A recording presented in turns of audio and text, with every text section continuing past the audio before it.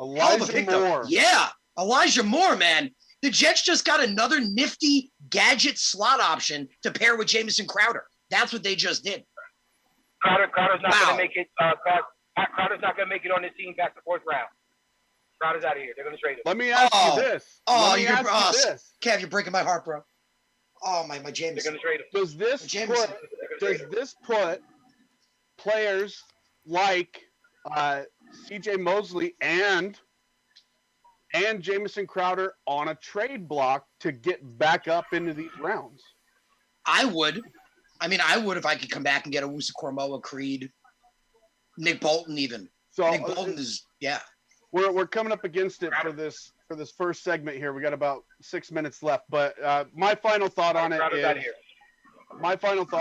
I think it's an A+ draft, and if you're a Jets fan who hates the first round that we just had, then you can't see the forest for the trees, and you don't get that this was the best first round of a draft that the Jets have had in 15 years.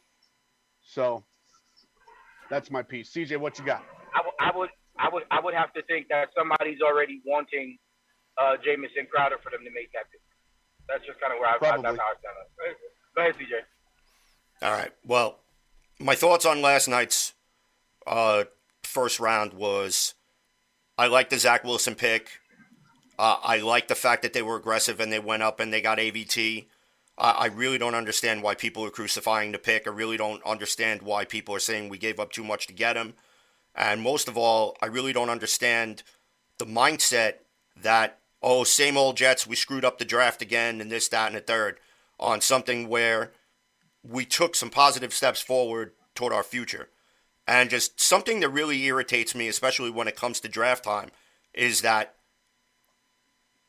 the fan base has a tendency to be incredibly myopic, and not only just the fan base, but also the prognosticators and analysts, gurus, or whatever the hell you want to call them.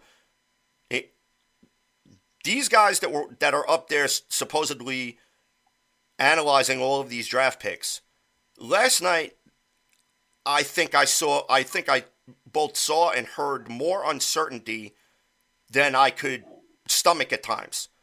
Because here there are paid professionals, and it just seemed like that everyone had their pick of who they thought their guy was, and it just seemed like that there was not one unanimous across-the-board guy that everybody liked other than Trevor Lawrence. Plain and simple. But this morning when I got up and I was reading some of the stuff through social media about some of the comments, and there was a lot of mixed reviews, and I was pretty shocked because I would have thought overall that there would have been, a pretty happy a pretty happy feeling going along the Jets fan base with, now we got Zach Wilson, we got Elijah Vera Tucker, addressed another piece of the offensive line, day 2 coming up, gives us an opportunity to be aggressive. Okay, now they just went and they selected Elijah Moore. So, people in the chats like Lowell Lichmore, Blake McLaughlin, a couple other people, Garen Brower, Speedy Petey's up in the chat, Lito Cortina's up in the chat. So it's still on the fence. It's still 50-50. You have people that like the pick, and you have people that don't like the pick. So, again, I'm not really understanding, considering the fact that we're not going to be able to fix this roster with one NFL draft. There's still more rounds to be had. I would have liked for the Jets to trade down.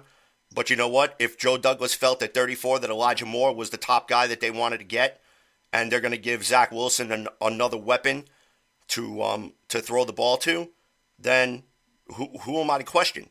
This is the guy that they probably had on their board. They had him on the board for a reason. Otherwise, he wouldn't be the pick at 34. And that's just the way that I look at it. So, again, I'm not really understanding what all the angst is, but I do understand that some fans wanted particular players, but just because they didn't pick the player that you liked doesn't make it a bad pick.